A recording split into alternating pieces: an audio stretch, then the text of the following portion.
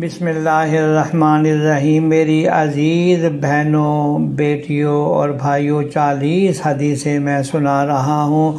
آج حدیث نمبر 28 سناتا ہوں کہ نبی اکرم سرور دو عالم صلی اللہ علیہ وسلم سے سوال کیا گیا کہ یا رسول اللہ، کون سی عورت سب سے افضل ہے؟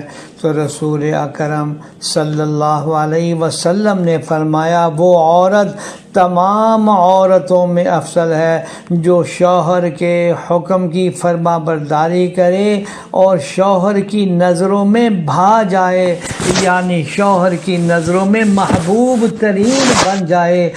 حضرت صلی اللہ علیہ وسلم نے فرمایا یہ سب سے افضل ہے۔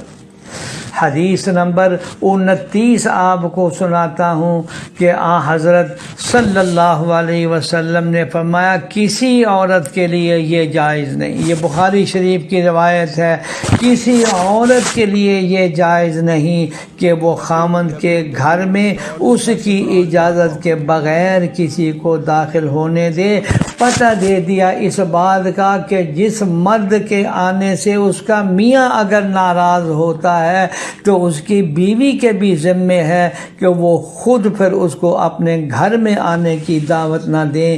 میاں اور بیوی کی محبت کو پیدا کرنے کے لیے یہ ایک کلیہ یاد رکھیں کہ جن باتوں سے میاں خوش ہوتا ہے ان باتوں کا خیال رکھیں، اور میاں کے لیے بھی یہ ضروری ہے کہ جن باتوں سے بیگم خوش ہوتی ہے ان کی بھی رعایت کریں۔ اس طرح ایک دوسرے سے محبت بھی بڑھے گی، پیار بھی بڑھے گا اور ایک دوسرے کا حق بھی ادا ہو جائے گا۔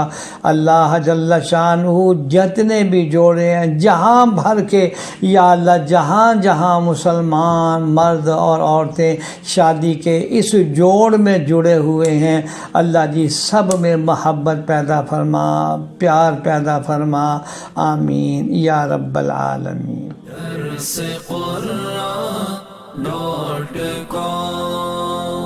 www.darsequran.com